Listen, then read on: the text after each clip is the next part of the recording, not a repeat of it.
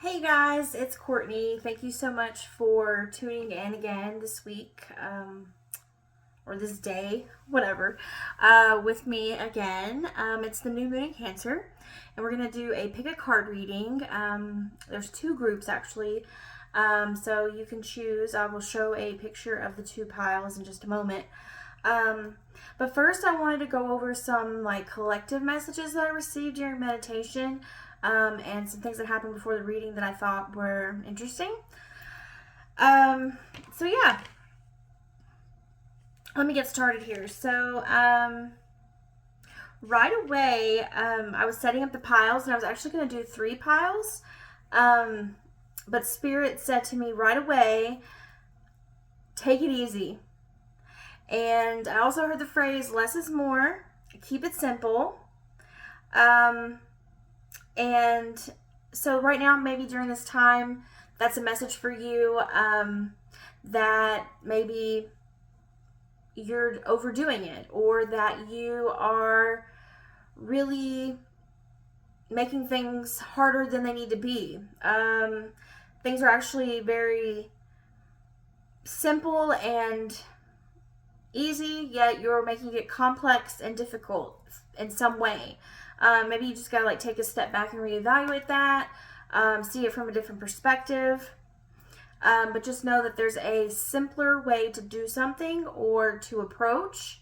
Yeah, so that's just something I got because I was trying to go, all out and show out and do three piles, and Spirit's like, "You really ready for that?" And I said, "Okay, okay." And then I was getting all crazy with like taking the picture of the piles, and I was just being a perfectionist, and Spirit was like, "Chill out, it's okay. Don't worry about it. It's gonna be all right." So I just did two piles. I took the picture, didn't care. I just took it. It is what it is. What you see is what you get. That's another little phrase for you. I don't know. All right. So anyway, so I wanted to talk about the astrology just a tad bit, um, and like of this day of the new moon, like the aspects the moon is making to different planets, and how that can coincide with the life that you're living. So, what do we know about Cancer, the sign of Cancer? We know that it's associated with the fourth house in astrology. It's, of course, the ruler of Cancer is the moon, so the moon is in domicile. Domicile means in astrology that the moon is at home. The moon is in its home sign. So the moon is actually an exaltation when it is in Pisces. So that's like the next best house, or not, the next best sign. So say like if Cancer called in sick, Pisces would be the one to. No, maybe that's not right. Don't quote me on this. Okay. I know for a fact that the sun is exalted in Aries. The ruler of the sun is Leo. So if Leo calls in sick, who is going to get the first call to come in and take Leo's job? It's going to be Aries. The sun is exalted in Aries.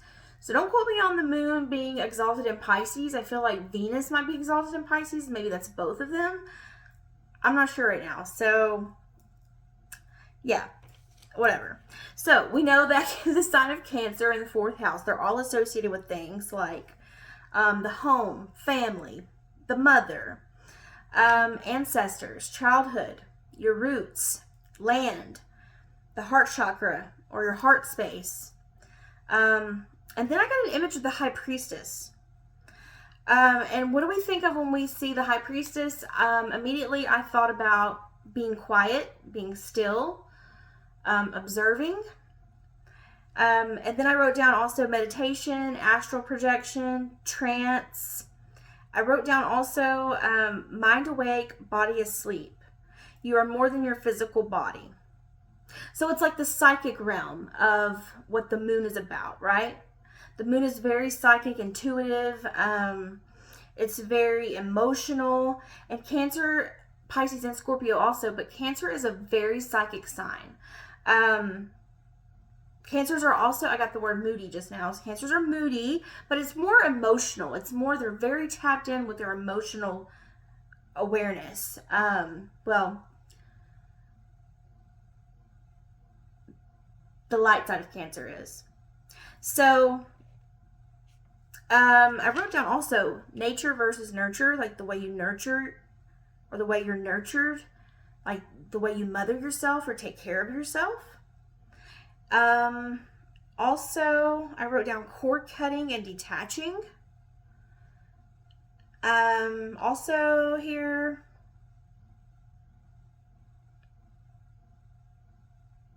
I can't even read my own writing sometimes, guys. It's really bad. Floating. So I don't know why. Oh, it was like something I saw like in my mind's eye. It was something about floating, like above the body, an out of body experience.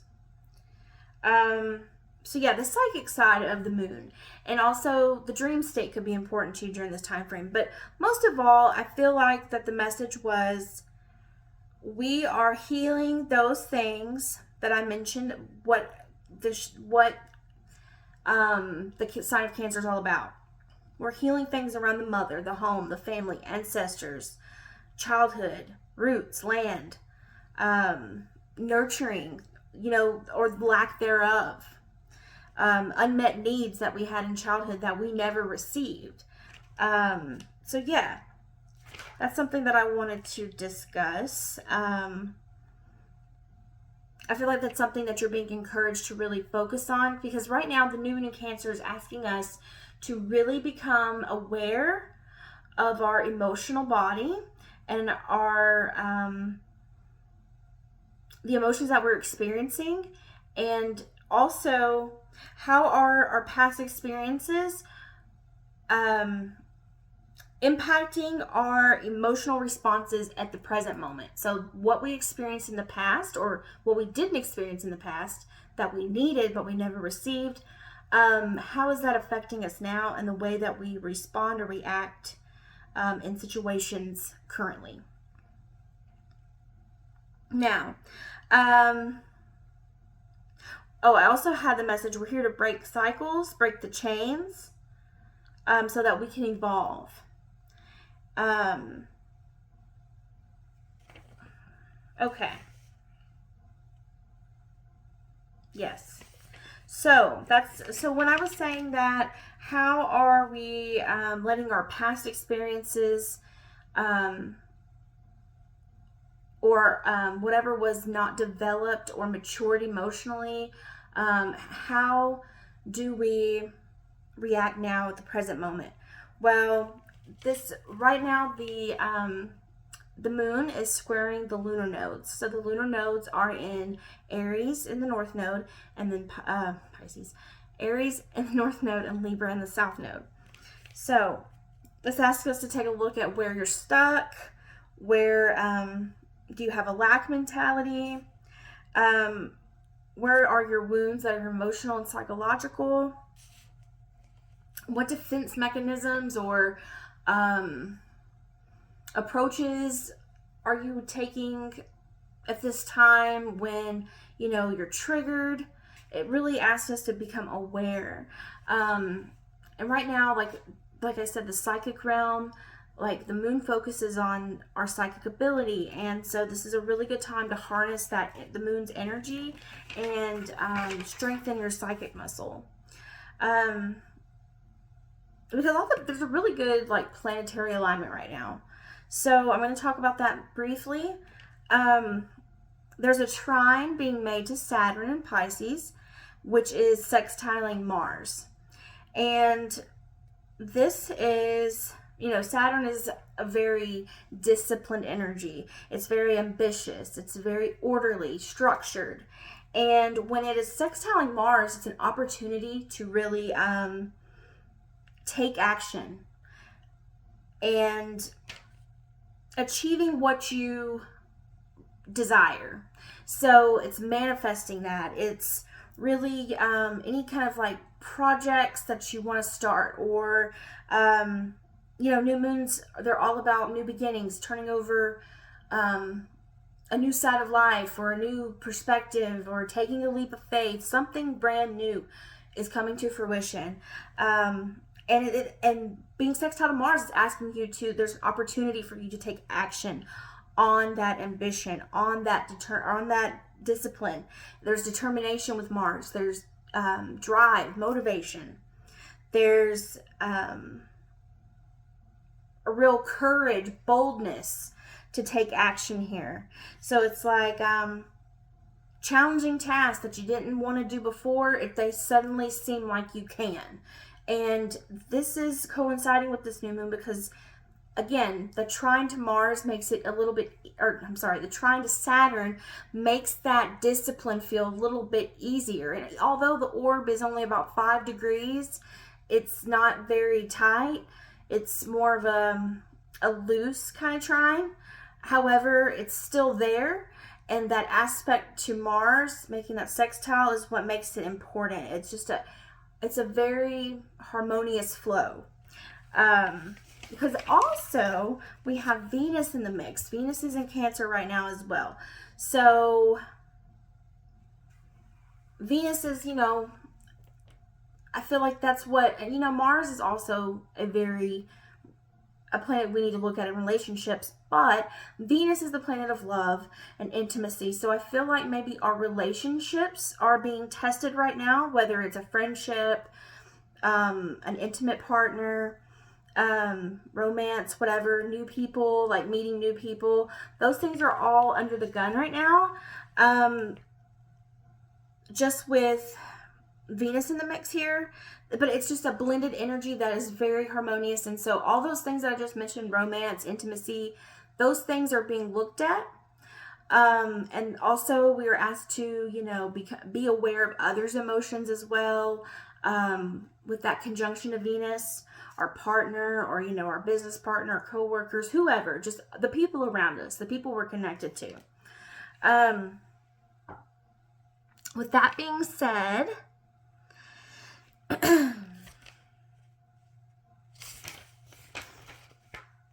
what else did I want to say?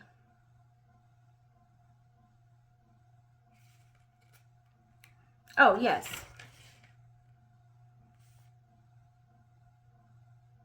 Okay, sorry.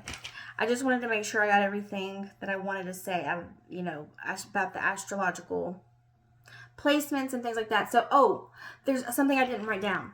There's an opposition to, I don't know how to say it. Ceres? Not Sirius. Even though I think there's something going on with Sirius, there's like a conjunction with Sirius, the dog star. It's, if you look up in the sky, it's right beneath the constellation of Orion. So yeah, it's very bright. You'll be able to see it. It's, there is something with prosperity, like whenever the new moon is conjunct Sirius, there's prosperity, favorable, like honor from your colleagues or, people close to you. That's some positive aspects about it. You're very creative at this time. Things like those things flow together. So it's like your creativity is noticed. It's given favor. You are making money or you're being prosperous. Things are looking good for you in that department. But also there can be accusations, whether they're just or unjust, or, some psychotic things got brought up when I was doing some research about Sirius and conjunction in Cancer. The conjunction to the new moon in Cancer. So it said when harshly aspected, it can bring up psychotic behavior in the community or the people, and the person can be seen as like a menace if things are harshly aspected. Maybe that's like more personal, but anyway, that's just something I wanted to mention. Also, it's favorable for charity, and I saw the words faithful heart. So when I was doing the research, so yeah, loyalty also very important when it's in conjunct to Sirius. But what I'm talking about is the asteroid Ceres. I believe it's what it's called. I'm just going to go with that. Ceres. And so the new moon in Cancer is opposite Ceres right now. And that brings up resentment. And it brings up possible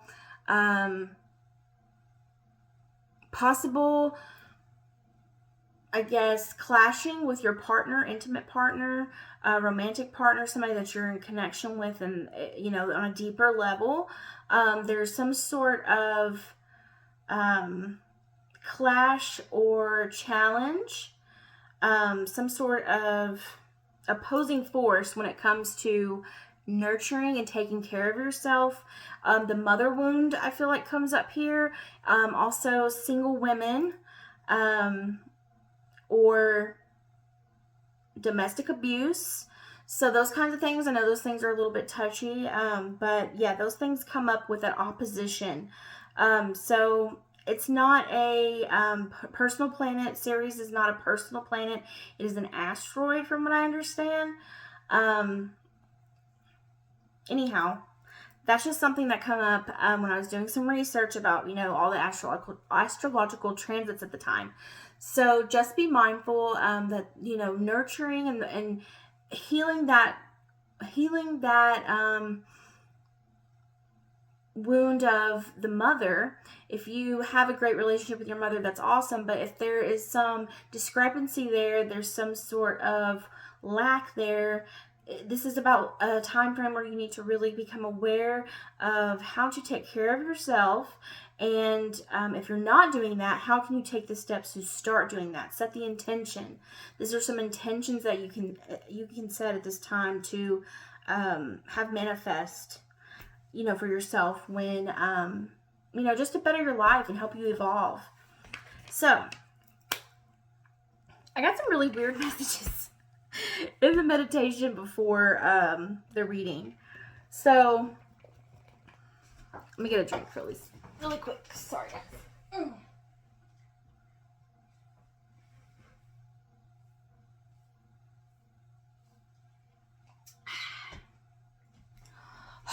So much better. My throat was dry. Excuse me. Oh, all right. So the messages I was getting were a little strange, but they're all connected, and that's what took me so long to start the freaking video. Is that I was researching how they're all how the messages I was getting was all connected. So this is the little doodle right here. This is the sign I got. So it looked to me like the slippery when wet sign, the road sign. It's a yellow diamond, and it's got, I think it might just say slippery when wet, and it might not have an arrow on it at all. I don't know if the two signs are correlated or connected, but that's what I saw. I saw the sign with, and that might be like lane merge or something, but I got in my mind slippery when wet. And before the reading even started, before I even imagined this sign or saw it in my mind's eye, I was singing the song by the Red Hot Chili Peppers, Give It Away. Give it away, give it away, give it away now. Everybody knows that song. If you don't, go look it up. It's called Give It Away Now by the Red Hot Chili Peppers. So that was in my head, and I've actually got the lyrics pulled up because I have a few songs that we're going to talk about. So he says, Anthony Kiedis says, what I got, you got to give it to your mama. What I got, you got to give it to your papa. What I got, you got to give it to your daughter. You do a little dance and you drink a little water. Excuse me. What I got, you got to get it, put it in you.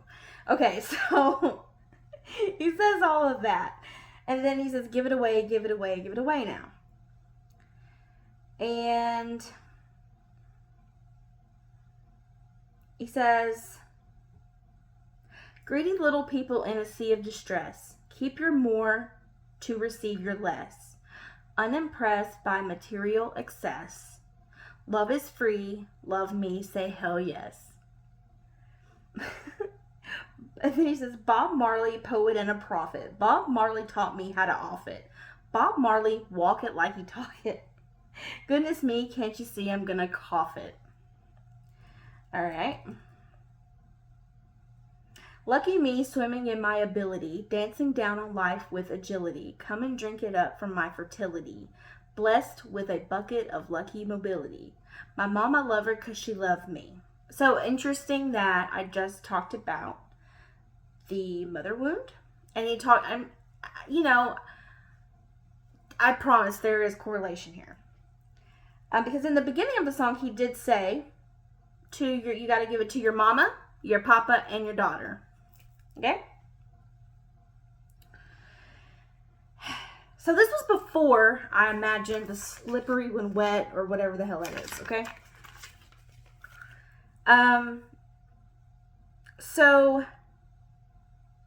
I imagine, when I saw this, when I wrote it down, when I had the vision in my mind's eye, I said, oh, that's Slippery When Wet. That is a album by Red Hot Chili Peppers. No, it's not by Red Hot Chili Peppers. There is a song by Red Hot Chili Peppers called Wet Sand. That's on the album Stadium Arcadium. That didn't come out until 2006. Who has the album Slippery When Wet? Jon Bon Jovi. Okay? And that came out in 1985. This is a little music lesson for you too. But before Jon Bon Jovi had an album called Slippery When Wet, the Commodores had a song called Slippery When Wet. The Commodore song was actually about, is basically saying not to have an affair. Don't step out on your lady. Don't, leave loose ends. You got to finish your homework. Those are just some of the lyrics. Actually, I think I have them pulled up. I do. He says, brothers, we got something to tell. You can't run around being a married man and taking care of business very well. You've got to keep yourself together if you dig on what you got, because what you got can show enough mean a lot. And then he says something like, there he goes. If you ain't taking care of business, this you must expect. Love gets slippery when it's wet. Okay. That's some of the lyrics from Slippery When Wet by the Commodores.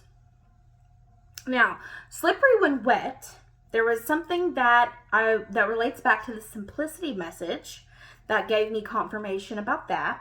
So this is after I've had the confirmation. This is after I've gotten the message about the simplicity, because I've already done the cards, pulling or whatever. Now I'm just kind of sitting, meditating on the collective energy. So if the Commodores mean anything to you, Jon Bon Jovi, Red Hot Chili Peppers, Slippery When Wet, Lane Merge, Yellow Diamond, any of these symbols, just know that this reading's for you, if you can relate to those things, okay? Or the songs, Jon Bon Jovi, Slippery When Wet was his best-selling album, or their best-selling album. It's a band, it's not just Jon Bon Jovi. You Give Love a Bad Name, Living on a Prayer, and Dead or Alive are all on that album. So if any of those songs mean anything to you, if that album means anything to you, this is your reading. Okay. What else did I have here? Oh, so the Wet Sand song. So I looked up the lyrics to Wet Sand. And it's pretty deep. Now, nobody really, I don't know if anybody else out there is a Red Hot Chili Peppers fan, but their lyrics are fucking awesome. And I love them. And, they have a very spiritual side to them. But yeah, I love their music. Always been a big fan. So, yeah. So, the song Wet Sand. It says, my shadow side, so amplified, keeps coming back, dissatisfied. Elementary sun, but it's so, my love affair with everywhere was innocent, why do you care? So, let me stop right there. The love affair thing, the Commodores were talking about, don't run around, don't have an affair on your lady, or your man, whatever. And he says there, love affair with everywhere. I know it's not, I don't think he's really talking about a person. He's talking more about a place. But, because he says, someone start the car, time to go. You're the best I know. But yeah, I just thought it was interesting that he said that.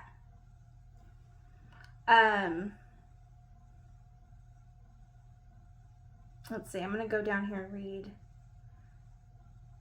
another part of the song here.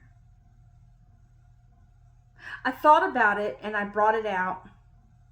I'm motivated by the lack of doubt. I'm consecrated, but I'm not devout. The mother, the father, the daughter. Now, this is interesting because in the song, Give It Away, he says you got to give it to your mama, your papa, and your daughter. So I just thought that was interesting how he said it in this song and he said it in the Wet Sand song, which I thought they had an album called Slippery When Wet. They don't. But a song called Wet Sand has the, mention of a family unit about a love affair. It's all kind of like correlating here. Well, this symbol to me also looked like a devil tail. Like a devil tail Halloween costume is what I wrote down. And so I was like feeling devilish, looking devilish. And I was like, in the red 911 feeling devilish or looking devilish. And I was like, that's John by Lil Wayne and Rick Ross. Okay? He's Rick Ross. That's one of Rick Ross's lines. It says, in the red 911 looking devilish. So this could be in relation to anybody named Rick, Ross, Wayne, or John. John Wayne. Okay, so it's actually interesting because the name John comes up with John Bon Jovi. John was the one in Red Hot Chili Peppers. I think he's the drummer.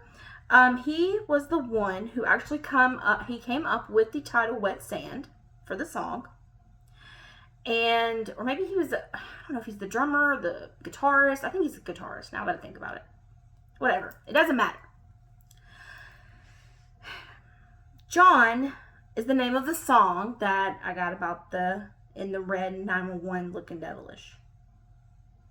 So, we got John Bon Jovi, John from Red Hot Chili Peppers, and then John Lil Wayne. So, if the name John is significant to you, I know the name John is such a common name. But, if you are like really truly connected with someone named John and you're interacting with them and something's going on with you and you really feel like, this new moon in Cancer about the nature versus nurture or something with healing, something between you and John, not your Uncle John if you just have an Uncle John like me or a cousin John like me. It's unless you're having like direct like family communication. It can be literal, but like, I really feel like don't try to make it fit if it doesn't fit your story, okay? So, maybe you have a dog named John, because I also had an image of a dog wearing sunglasses. I know it's so weird, but a dog wearing sunglasses that came up. So, with Venus, I feel like pets are important, give love to your pets too. They need to be nurtured. The dog wearing sunglasses. Yeah, it was really weird. But yeah, that come up. When I got the devilish, the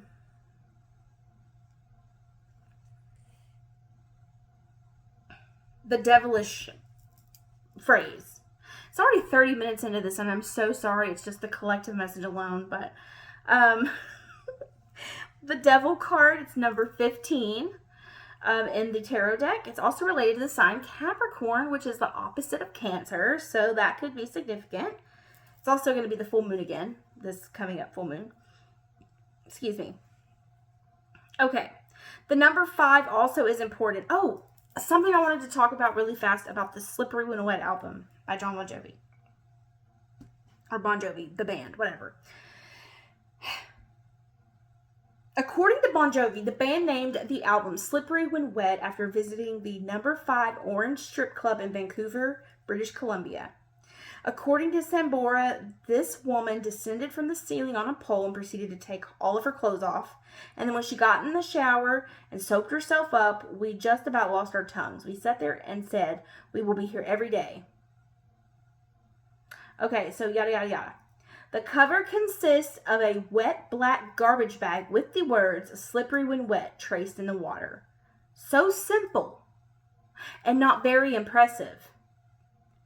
And the album originally was to feature a busty woman in a wet yellow t-shirt with the album name on the front of her shirt.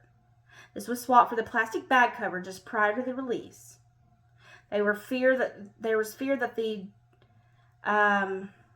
dominant record store chains at the time would have refused to carry the album with a sexist cover, and Jon Bon Jovi's dislike of the bright pink border around the photograph the band submitted. So in Japan, I think they released it with the original cover, but over here, they released a garbage bag. He says, so simple and not very impressive, but it was the best-selling record that Bon Jovi had. Okay? So, again, that confirmed my message here about the simplicity part. Less is more. You didn't need the big boob babe on the cover of the album to make it sell. The music was enough. A garbage bag was on there. So, you see what I'm saying? So, yeah, that was pretty significant. Now we're going to get into the cards, okay? I swear. But, yeah, take that how it resonates. The number 5, I thought the number 5 was pretty significant here because there was 1975 for the Commodores release, 85 for Bon Jovi. The number 5 strip club was mentioned, 15, the Devil card, and then May 9th, 06 was actually the date Stadium Arcadium was released, because I was like, wasn't it 05 when Stadium Arcadium came out? And that's the song Wet Sand is on. And it's actually May, so May is the 5th month. So, number 5 is significant. If any of those things... Oh, I also had something about the color red and the letter E. Is E the 5th letter? Oh my god, it is. Ah! I didn't even realize that until just now. So, yeah. Something about 5E. 5, it's the 5th letter. Maybe somebody that you know you're connected to, or your name starts with an E. Something to do with some situation that you're going through E, like eating, or I don't know, energizing, energy healing. That's something that I'm looking into. Okay, this isn't about me though. It's about the collective. But I am part of the collective. But we're talking about you guys. So I'm going to show you guys a picture again of the 2 piles of cards. You choose. I'm going to briefly describe the stones. Rhodonite is with the first group, or the first pile. It's not very good lighting. Sorry. Okay, rhodonite is with the first pile, and then this was fluorite. I'm pretty sure. Correct me if I'm wrong. Fluorite is with the second group, okay? And I thought it was interesting because for the deck that I chose for the first group, rhodonite, there's actually, it's dark lines on the pink. Well, then there's pink lines on the dark.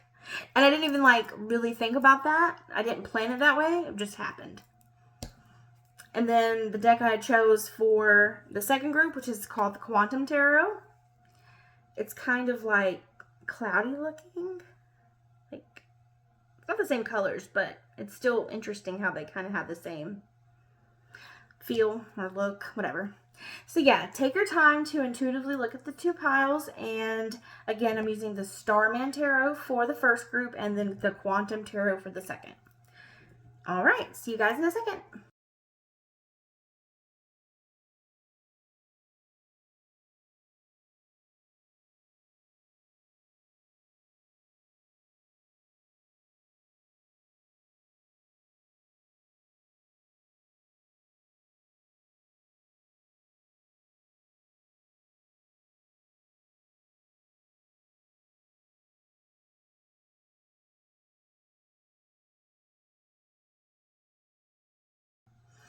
Hi everybody that chose pile 1. Welcome back. The cards were pre-shuffled and pre-chosen. However, I have not seen what the cards are. Okay. I just shuffled, chose the cards, and then I also randomly stuck my hand into the crystals that I have, and I felt the energy around them, and I picked the stone that felt appropriate. So, I haven't seen any of the cards and how they correlate with, I don't know anything. So, we're just going to go with it. So, this is the first group, and I chose the Lightworker Oracle for like the main message. And this says number 18, Ascension, the rainbow bridge. Don't they say when an animal passes away, it crosses over the rainbow bridge? And I had a vision of a dog wearing sunglasses. Somebody up there is going to resonate with them. I know it. So this is the card. It's number 18. 18 is also the moon card in regular tarot, which is interesting. Why is it doing that? Is it focused? Can you see? 18. Is there something on the lens? Let's try now. It's still kind of weird. But 18, Ascension, the Rainbow Bridge. I don't know why it's doing that. I'm about to... One sec. Okay, so, did it fix it? It did not. I don't know why it won't. Maybe it's just me. I don't know. Okay, Ascension, the Rainbow Bridge. Interesting. Okay. So we've got that. Then I use the Oracle of the Sun. This is, it's the Sun in Libra, harmony. So it signifies the 7th house as well. So this is about relationships. It's also, you don't have to be a Libra Sun to resonate with that, but it's just the influencing vibe. So your relationships are being highlighted in this time frame. Or social interactions or marriage. You could be getting married. Yeah, that's so awesome. I love it so far. Okay, and then meditate and contemplate. I did the Moonology Oracle. Meditate and contemplate, and that's the new moon in Pisces. Interesting. The 2 koi. Oh my gosh, and I was gonna bring this up. There's a koi fish on the the background of an album of the Red Hot Chili Peppers. I think it's the one with Give It Away, the Blood Sugar Sex Magic, maybe? No. It was right here. Let me see. I have to see it now. Oh my god. That's so weird. It's a goldfish or a koi fish. Blood Sugar Sex Magic. So, just FYI. Interesting. Okay, I'm gonna stop looking at the Red Hot Chili Peppers stuff. So, and then I have another Oracle deck I pulled from it. It's called the Astrology Cards. I think that's just what it's called. Astrology reading cards. And it says Vesta. The goddess within, your sacred spiritual center and quiet dignity. Remember the thing I said about the high priestess? It's about being still, being quiet. The goddess within. That's so interesting here. That's really cool. I like that a lot. Meditate and contemplate. Wow. I can't make this up, guys. Meditate and contemplate your quiet dignity, your sacred spiritual center. That is insane. So this is like just really getting in touch with that high priestess energy, with the Vesta energy, with your goddess energy, the divine feminine energy, which is the moon. I mean, I don't know how any other way to explain. I wanted to see what the actual book said, the Lightworker book. Where did it go? Here it is. about the Ascension Rainbow Bridge because I just want to get the author's perspective since this is a unique oracle. And I feel like it highlights the bigger message, the bigger picture. Oh my God, I turned right to it. I swear. Oh my God. Okay. You have been growing spiritually and your consciousness is expanding. It is transforming your experience of the material world from something you must control or conquer into a living expression of the radiant divine. Wow. That is insanity. As you physically expand, psychically expand, as you psychically expand, which is another thing I was talking about, the psychic stuff of the moon, about like the energy of the moon. It's psychic. The energy of Cancer is psychic. As you psychically expand, you may need more rest, healing, and meditation. I said this, healing and meditation than usual to integrate this increasing degree of light and the consciousness it awakens within you. You guys, I'm about to shit my pants. I'm not gonna shit it, but that's how I feel. I'm like, ah! Like when you nail it on the head without even knowing, like I swear on everything, promise you, pinky promise you, I did not see any of this. And I'm just like, wow, I'm blown away. As your chakras become, let me back up. The Rainbow Bridge is a term for the channel of light that moves through your chakra system along your spine, allowing spirit to enter your body and stimulate the development of your soul. It comes to life as your consciousness is raised and draws in higher energies that nourish and awaken your body, mind, and soul through your chakra system. Wow. It clears blocks from your mind, emotional body, physical body, as well as from your soul, such as unresolved past life traumas. Emotions, oh my gosh. Okay, so as these blocks are broken down and processed, emotional trauma stored in your organs and nervous system can be released and your energy field becomes more spacious. This creates room for an increase of spiritual light, and as a result, you'll feel clear about who you are and why you're here, and others will view you more clearly when they are in your field and you become more powerful. Your energy field continues to clear itself, attracting more spiritual light, becoming more visible beyond physical limits. Remember, you are more than your physical body. Remember, I said that to you. You are growing as a light worker, helping humanity in increasing ways whilst enjoying your own spiritual growth. You're opening to new consciousness now, which with this becomes new insight, awareness, and an awakening or deepening of your soul talents such as healing, clairvoyance, channeling, or telepathy. Your channels are being cleared and activated. Rest, open up and allow, be patient and trust in this process. If emotional content arises and you're falling back into old habits, don't be afraid.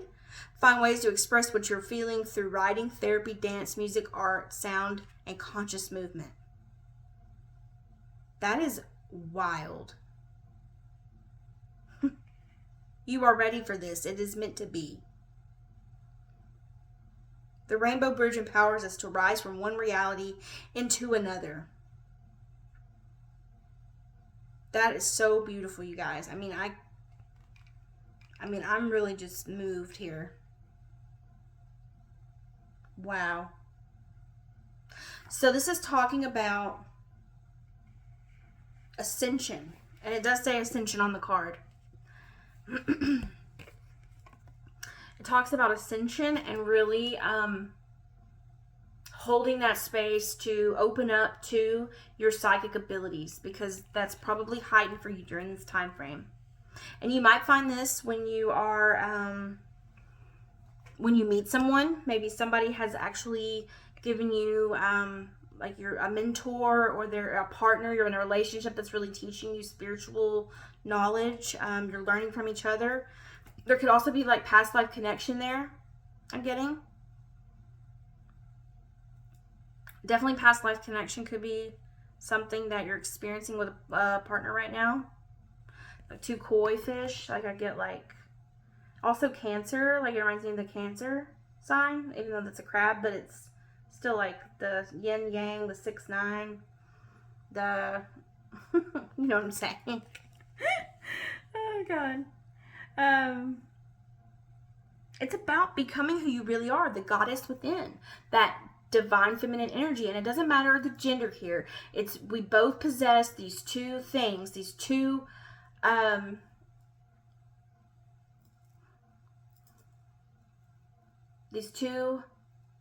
what is the word? I can't even think of it because I'm so.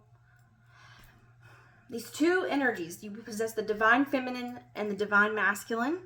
We all have this within us. Some of us have a little bit more than the other.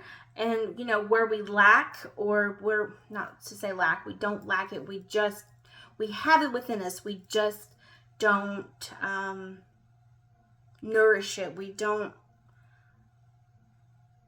We aren't used to that. So we don't really, one tends to be more dominant, if that makes sense. Like, I'm definitely more masculine than feminine, not because, you know, of anything physical, but my emotional, the way I express myself, the way I express is more in a masculine, the divine masculine.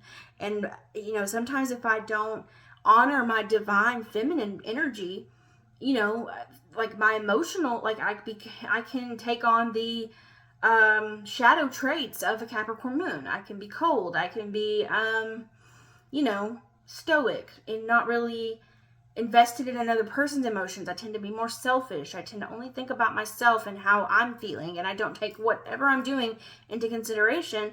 Therefore, I'm on that, you know, that shadow side, that other end of, you know, how to express my, you know, emotional self. I need the divine masculine and the feminine to balance.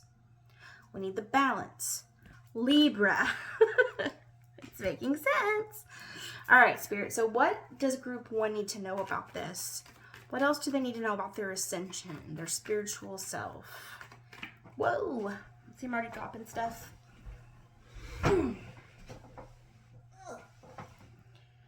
We have the 8 of Swords. Oh, we have another card on that. King of Pentacles, 8 of Swords. So something about your safety and security. It's coming up. Something about your safety and security here with the King of Pentacles. And that could be within the mind. The mind might be, let's get out some more cards. Let me see. Oh, Spirit.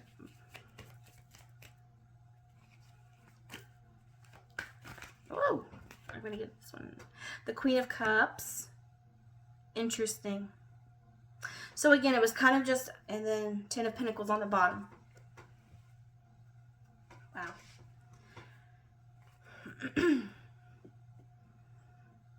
I'm going to look up for the meaning of Road Knight in a second. Like, I feel like it is a, I read the other day, somebody said it was a good stone to use when you're grieving something or when you feel you've lost something. But I'm going to look up the properties of it in a second. I just wanted to mention that real quick. So it's like the King of Pentacles, the Queen of Cups, the divine masculine, the divine feminine, earth and water. It's a balance. Pentacles represent earth, cups are water. And it did say in the book that, I have to read it again, like, because it's,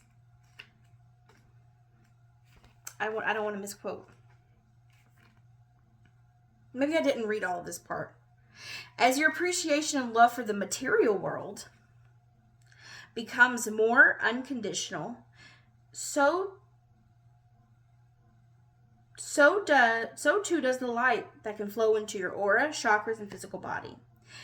As you physically expand, you may need more rest, healing, and meditation than usual to integrate this increasing degree of light and the consciousness it awakens within you.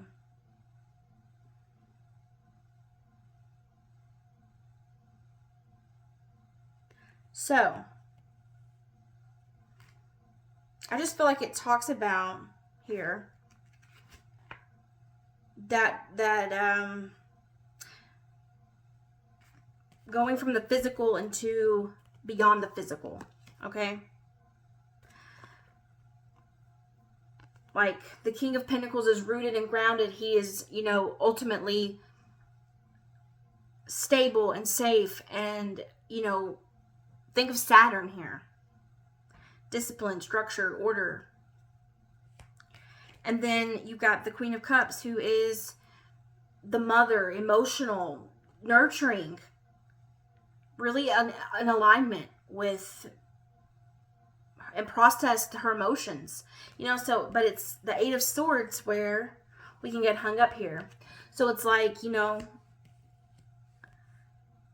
when you're in meditation, like this is something that I'm getting on the meditate and contemplate card.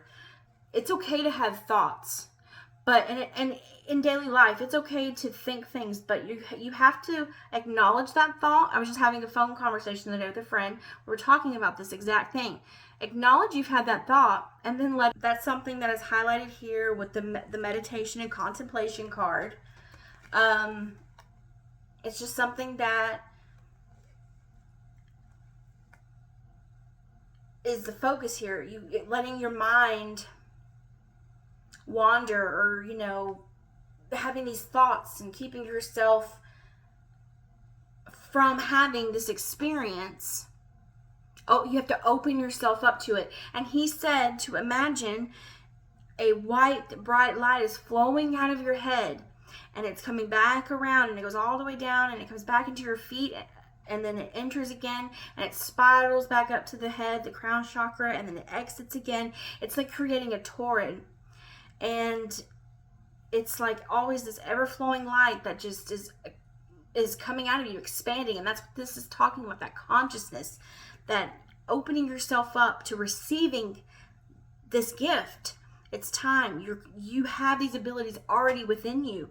And if you just open yourself up to it, and you quiet your mind, and you really focus, you give, you know, you've got yourself grounded in the material world, the 3D.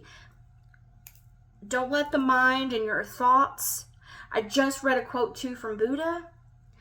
Oh, I wish I had it pulled up, but it was something along the lines of your thoughts. They are what hinder you. I don't know what the quote is. I wish I knew it. I just looked at it. It's crazy how it's coming back up in my mind now, because it's important. It's the truth. And the Ten of Pentacles, it always has, you know,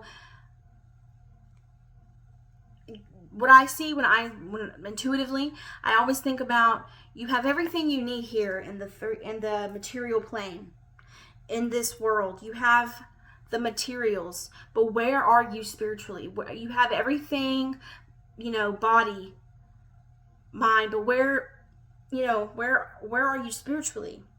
And I really think that that's the question here.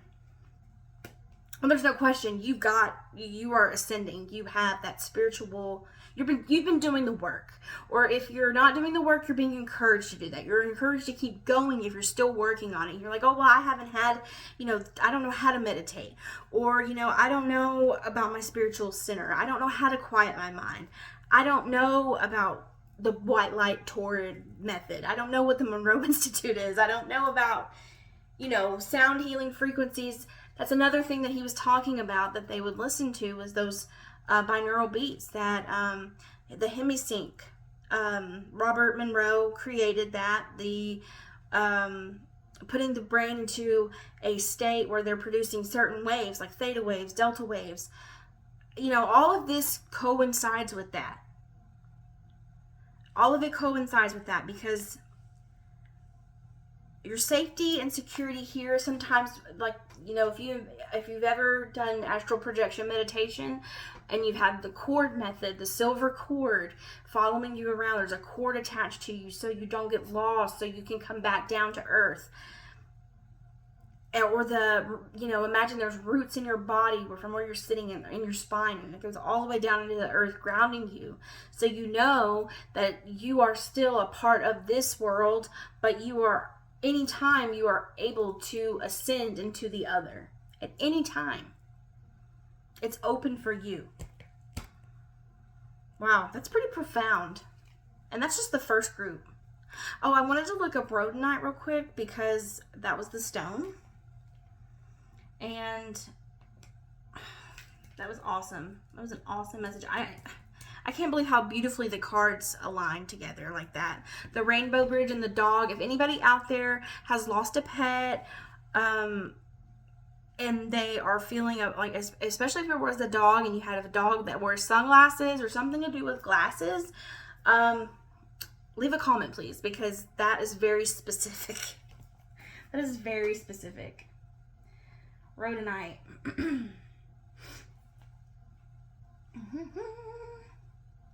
Rhodonite meanings and crystal properties. Let me check it out real quick. Thank you for your patience. The crystal was named from a Greek word meaning a rose. Due to, I hate pop-ups, man. It's so stupid. Due to its pink to rose red color, it can be found in brownish red and black varieties with pink inclusions in it within. It was originally only found in Europe, Russia, yada, yada, yada, yada, yada. It's crystal filled with love and balance. The stone of love. The 7th house here. Due to its ability to fully clear, stimulate, and reactivate your heart. Rhodonite's energies vibrate outwards and assist in self-love and value. The crystal pushes you to really love yourself so that you may offer love to someone else. It produces generosity, joy, happiness to anyone who constantly works with or carries a piece. It helps reduce and suppress anxiety. It's a stone that holds you in times of need and can be rubbed in times of distress. It can strengthen your heart and show you just how strong you can be, even when you may think it's your weakest environment. It's recommended to anyone who suffers from depression, anxiety, or lack of confidence. It works with your heart and your root chakras. The roots. The root is a part of the 4th house, the roots, and I said the heart space as well. And enhanced psychic abilities offer clarity to one's inner experiences, whether it's during deep meditation or dreaming. It helps you translate imagery of the dreams and bring them down to an earthly level to provide a path in which these dreams can be understood and achieved. Dude, I can't. I'm done. Mic drop. All right, that's what I have for you, Group 1. If this resonated, please leave a comment below. Please like, share, and subscribe this video. Yeah, see you on the flip side later. Hey, you guys. This is pile 2. If you have chosen pile 2 and the fluorite crystal, you are in the right place. So I wanted to first read the spiritual meaning of fluorite, which I did that last on pile 1. It says, so it kind of like links into what I talked about, what the sign of Cancer is about, as far as like, being psychic and really opening up, your heart chakra and your intuition and awareness. So it says this. Fluorite is a gemstone that is frequently linked to greater spiritual insight, psychic awareness, and intuition. It's said to activate the crown and third eye chakra, giving access to higher states of consciousness and enhancing mental and emotional clarity, which is what I said in the collective kind of little reading I did about kind of what the new moon is asking us all to do. Sorry, I keep messing with my hair, but it's just like jacked up. Anyway, fluorite can help you connect with your higher self, aid in past life healing and regression, astral travel, and promote unbiased impartiality and heightened intuitive power. That's just a little snippet, okay? What else does it say? I actually went to a page last time. Let me go to this page right here and see if any information is available.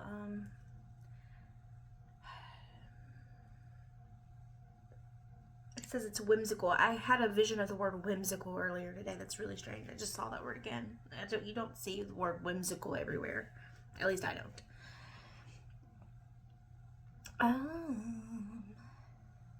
Oh yeah, so apparently when exposed to like UV light, fluorescent lights, UV lights, is like something special about the appearance of the stone. So I don't have anything like that to show, but that's something you can do in your own free time, just a little tidbit. I thought it was pretty cool. Anyway, I'm not trying to get off topic or anything, but I thought that this was going to show me what I wanted, and it's not. So, but anyway, you got the gist of really what the crystal means and like what it's used for. Lucid dreams. It can protect you from psychic manipulation. I really want to go to a page and read about it more for you guys, because I feel like I read a little bit more about the rhodonite. It's just taking me to buy them. Like, I don't want to buy them. I just want to hear, like, what it heals and things. Aid in past life regression, astral travel, activate both hemispheres of the brain, which I mentioned in the last part, for Pile 1. I talked about Bledsoe Said So with Ryan Bledsoe, how he went to the Monroe Institute, and he was explaining on the podcast about the Hemisync, which is what Robert Monroe did. He would put the mind into, mind awake, body asleep, to where the brain was producing these waves, and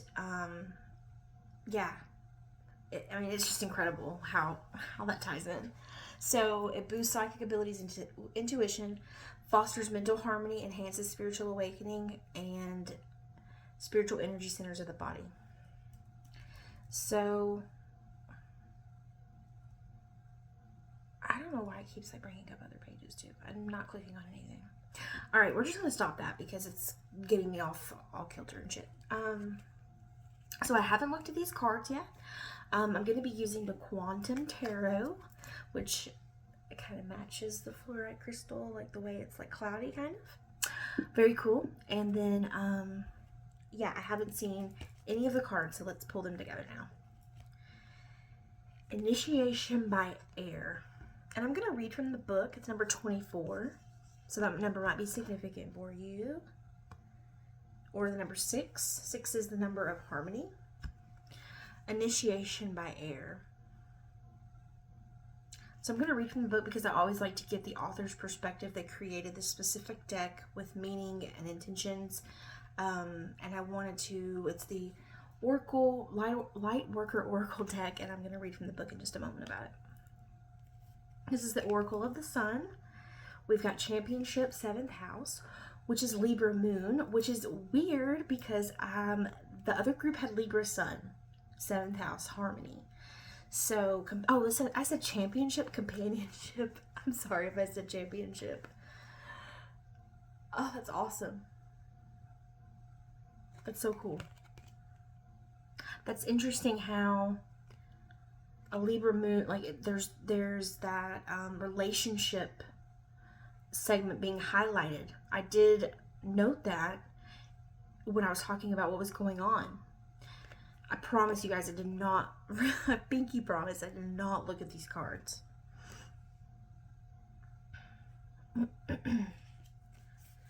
Okay, and then I'm using also the Moonology Oracle. It says, nothing will come of this situation.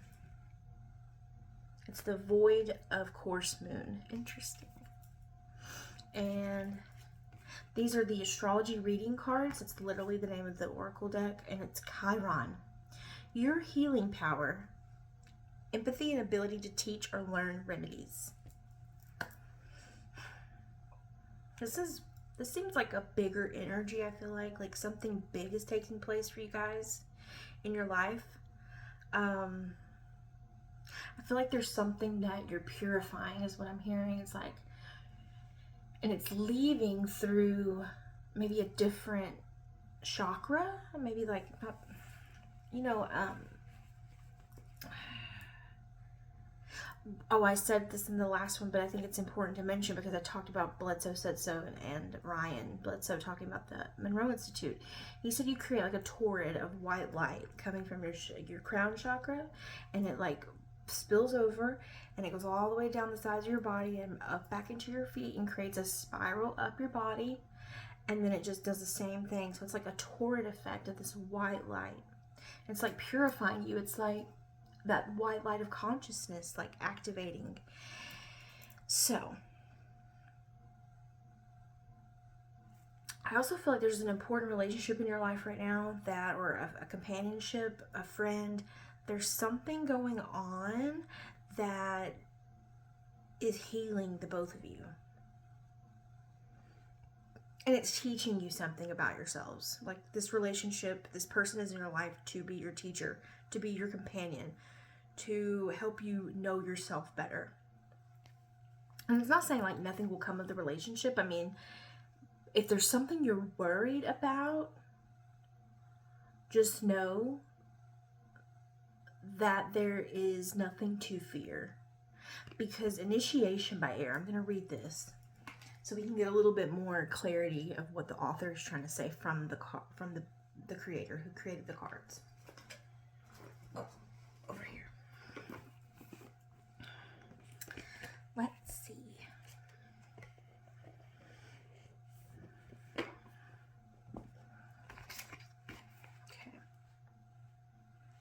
24. Okay. You have a strong and powerful mind.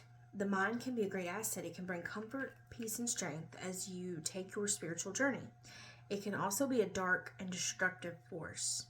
So notice how there's darkness in the moon card here. It says, undermining your power, making you doubt your own heart, keeping you trapped in fear. Which is interesting because the last group had the 8 of Swords. So, and I got a totally different message with their cards than that message, which you would think you would get that with the 8 of Swords. But anyhow, the mind, developed without a loving spiritual practice, can be a frightening weapon rather than a liberating sword. How will you choose to use your mind power? Interesting. Because sometimes I feel like we can create a situation without really meaning to do that.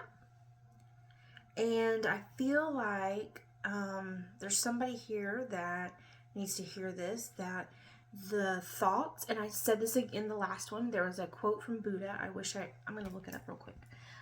It's a quote from Buddha, and it's talking about how the mind is literally, the mind quote Buddha. I just read it earlier.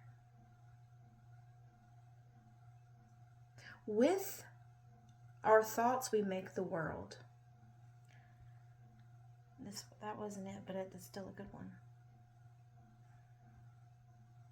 What do you think you become? No, that's not it. That's not it either.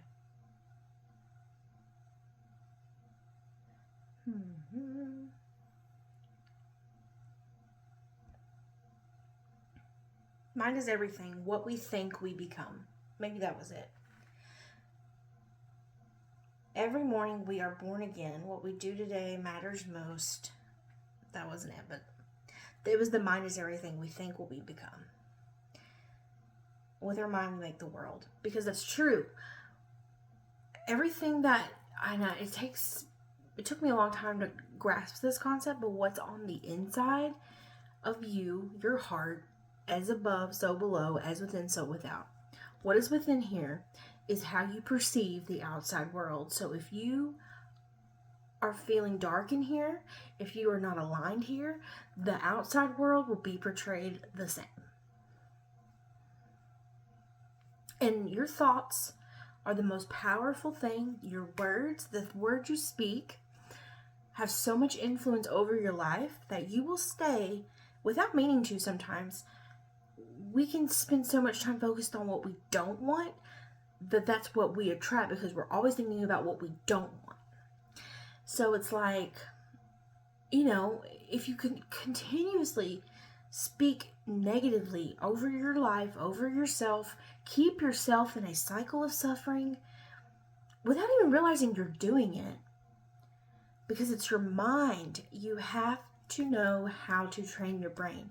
And it's like when you have a thought in meditation, let it go. Like acknowledge it. Okay, I'm having this thought about that. And then again, just let it go. Because you we're always going to be thinking thoughts. I mean, that's just how our human brain is programmed. But we have the ability to turn it off. And it's hard to do, but it is doable. And if you believe that you can do it, you will do it.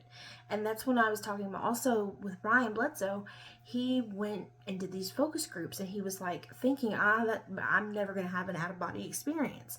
Well, the more that he did these focus groups, there were some people that finished, and had an out-of-body experience in us, and there's like, say there's 20 different focus groups. I'm not sure about that, but pretend for this example.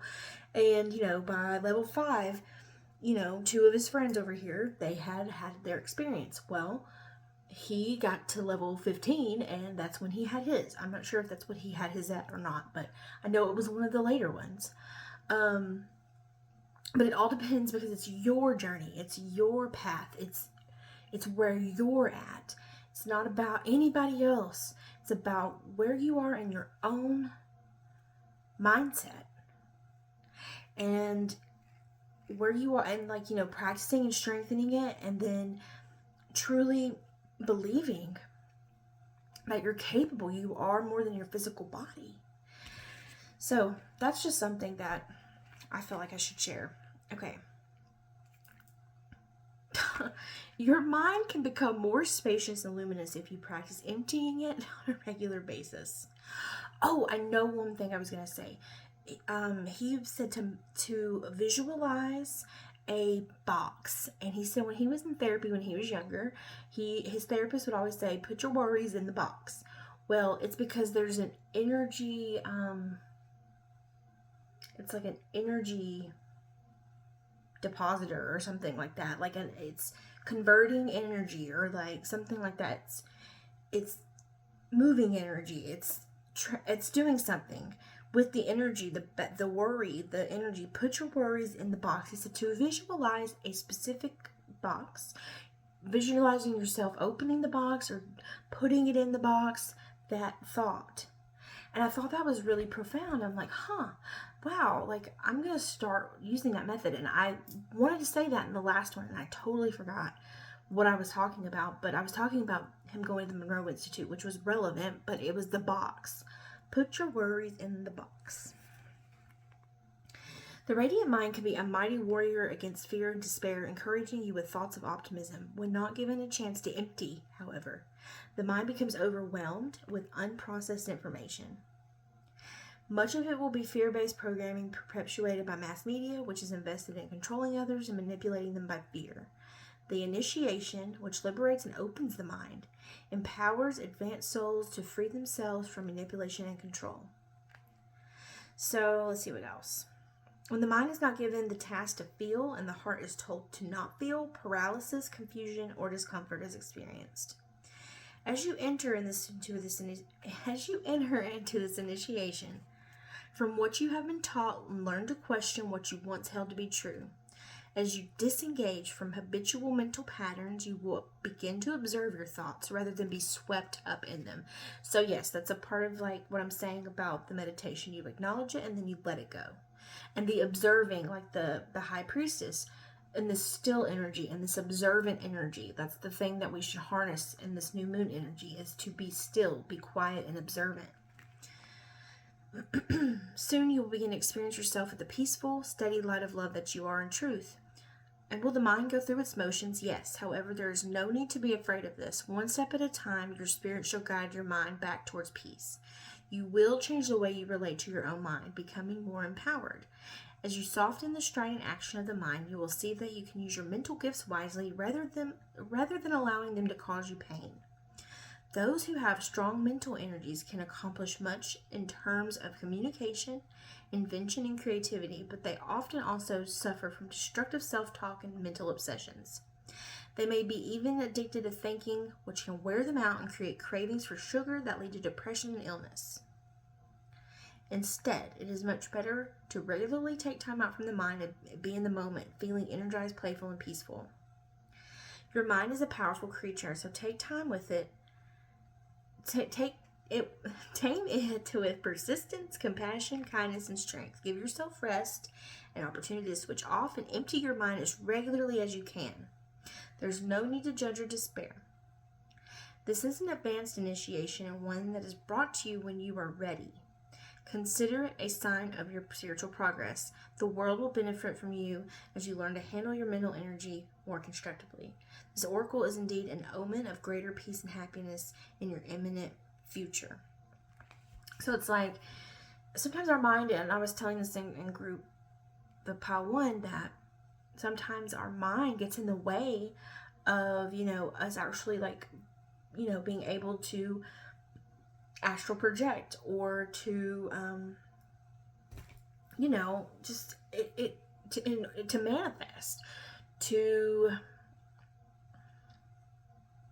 sometimes, we may be grounded here in this reality, but sometimes, we are so focused on our 3D world that we cannot expand our consciousness outside of that, because we are so wrapped up in the logical, how does this work, rather than just trusting with our intuition and just letting go. And, I think that's really profound here. So let's get into the cards and see what else. Okay, Spirit. So maybe you have a Chiron in Gemini, like me. That sounds like something to do with the mental wounding, perhaps. It's like maybe you're so worried that something's going to happen in a relationship, or that something's not working out, somebody doesn't like you, or, that... I feel like, though, that you're being... Somebody maybe is a mentor here. Oh. What do they need to know about the situation? What does Pile 2 need to know about this initiation? Oh. Two of Swords. Interesting. It's already Swords energy. Alright, Spirit. I feel like a decision needs to be made. Well, of course, a decision needs to be made. Are you ready to accept this? And this invitation to purify your mind, to open that crown chakra, that's what fluorite is good for here. I would recommend getting some fluorite and really, wearing it or sleeping with it or putting it in your pocket, in your bra, your purse, somewhere where it's close to your body. So, and maybe meditate with the stone. Like put it on your crown or on your third eye.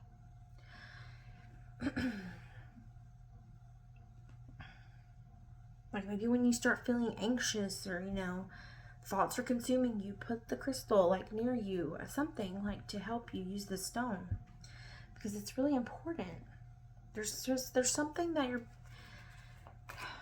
being asked to trust yourself most of all, but trust that this is, you're here for a reason watching this, so you're obviously interested. And if you feel like that you were more spiritually inclined, you're like, that's not me. Well, there's something in your life that, you are hesitant about giving your all to. Are you all in? Whether it's in a relationship, whether it is in a job, you're maybe in denial of healing something within yourself. Like, oh, I don't need to heal that. I healed that already. Oh, we think we did. Oh, I can't get it. Jeez, I got it. That 7 of Wands, that's exactly what I was saying. Like, I don't need to heal that. I've healed it already. And let's see what else. Spirit.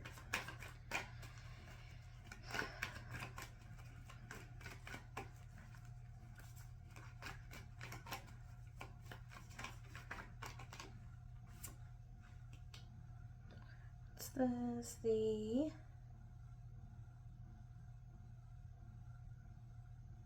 Queen of Cups, I want to say, or King of Cups. I'm pretty sure that's the King.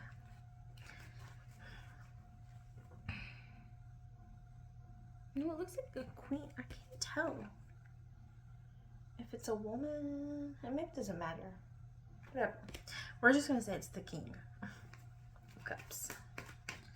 So that's funny because the last pile one had the Queen of Cups. So it's like getting into the space of emotional alignment and really just giving yourself that love and compassion to be like, okay, it's okay that it's okay where I am in this process.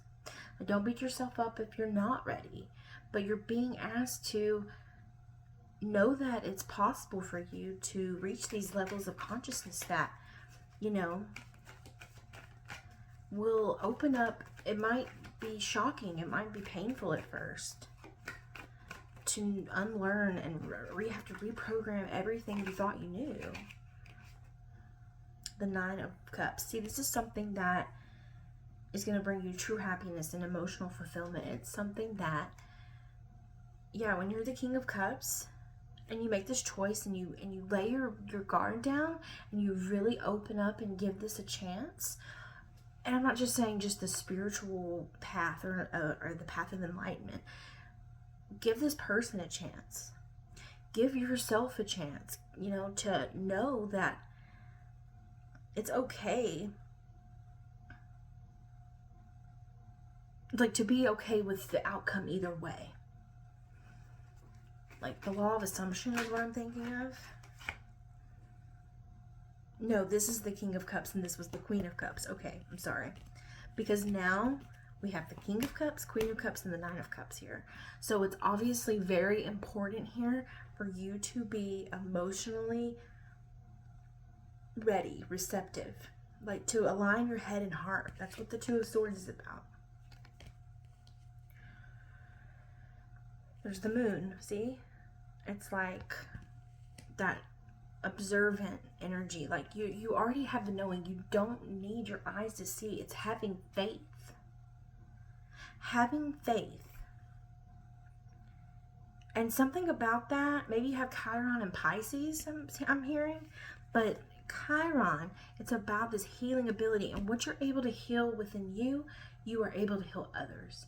And so this is very important. It's like a mission, something your soul came here to do, and you don't really understand that part about yourself right now. There, you might feel like you might feel as if you did heal something, but there's something you're still needing to work on here. Maybe it's a friendship. Maybe you have Chiron in the 7th, what I do. And it could be within a love relationship with the Queen of Cups here. Maybe something's developing into more. And I know it says nothing will come of this situation, but I don't feel like it's like, oh, well, you're just friends. I mean, that might be so, but I'm saying like there's something to do with the friend or the relationship, and you're thinking, well, nothing will come of it. Well, that's a great message. No, I'm not saying that. It's like whatever you're worried about experiencing in it, it's not saying that it's never going to work out. I'm saying that if there's something that you're feeling like is blocked, or like, there's just nothing to fear about it. Nothing will come of it. Or if you don't do the work as far as opening your mind up and your soul, like if you don't listen to the call, your heart's calling, nothing will come of it. You make the choice. This is your life. Nobody walks this path for you. You have everybody along the way cheering you on, but if you're not really doing the work and you don't really want this, it'll happen the way you think it will. You manifest your reality. You create your reality. What else, Spirit? What else do we have for pile 2? What advice do we have for pile 2, please? You're a healer, though. You have the power.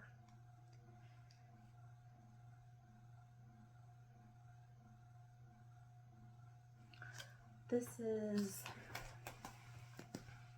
Judgment. Or was it the World? No, this is the World card. I'm sorry. Wow.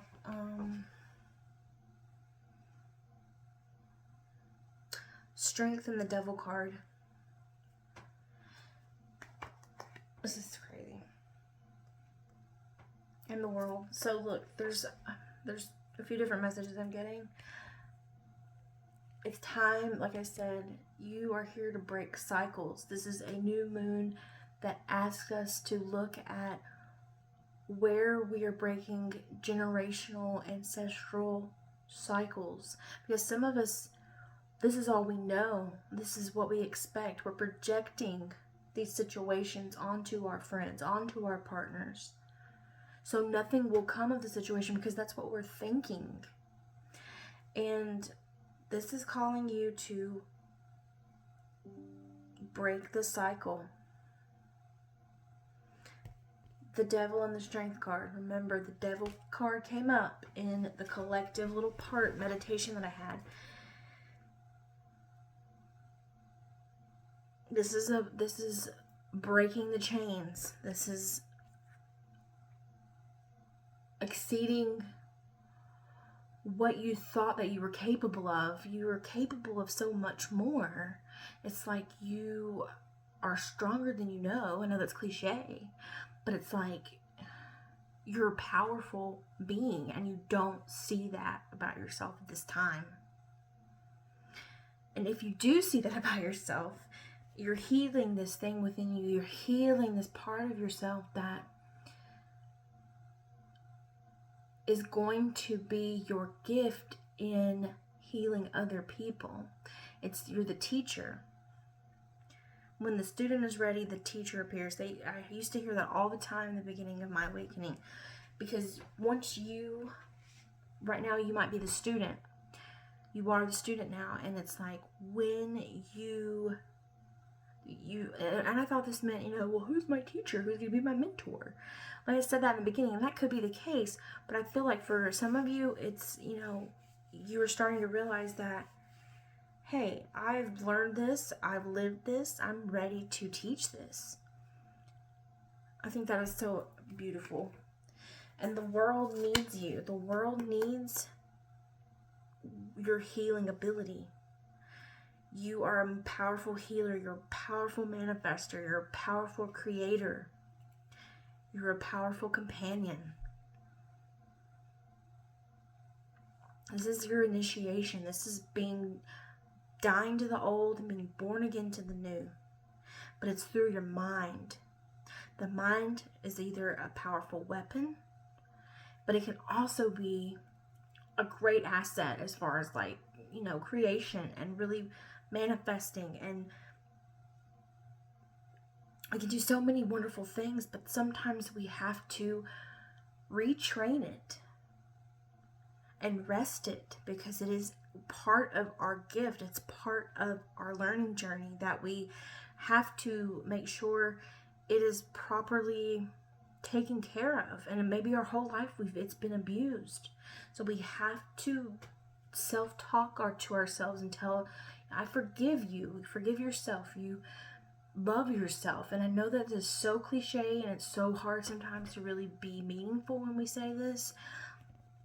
But it's like those toxic situations are over. You made it through them. You made it through them. You're breaking the cycles. And it's time to get in alignment with love and compassion, intuition. And you know this. You know this. Put down your guard and choose love. Choose love for yourself. It will heal your mind. It'll heal your body. Remember what Ryan said, the flowing of white light. Imagine that self in a meditation. Imagine that white light coming from your head, spilling over the sides and going back up into your feet and making a spiral, the torrid. That's what I have for you, group 2, pile 2. Again, fluorite. This will really help you on your spiritual journey if you wear it close to you and work with the stone. I really feel like it'll benefit in helping you open up those psychic abilities. Again, you have to work it kind of like a muscle. If you don't practice it, it'll stay dormant. If you don't want it, it won't come. I have a best friend who is a very gifted medium, and it frightens her, and it sucks because I know she's capable of helping so many people because of her fear. If she can turn it on and off when she wants, well, not really, but she kind of learning to do that. For the longest time, she was so afraid because she would get so many souls coming up to her to talk to her because they knew she was a channel. They knew that she could hear them. And so she decided, not to use this in a way, not saying she had to make money from it, but I feel like when you are gifted these things, like, just be open to it. Just know that there's nothing to fear. They're not there to hurt you. They can't hurt you. Only, it's just if you believe these things, your mind hinders that channel. It's just your gift is lying dormant, and you are capable of helping so many people heal. Just don't be afraid. I know that's hard to say, but use your resources, your friends, the people around you. There's people around you that love you, your support, even if you don't feel like there is. Source is support, Spirit, Creator, God, Jesus, whoever you have to call on. There's so many people you can call on spiritually, your guides, angels. You're never alone. That's what I have for you, Pile 2. Please go to Astrology Concepts, our Facebook page, and like that and get in our group. We can help you learn to read your birth chart or assist you with any astrology questions that you have.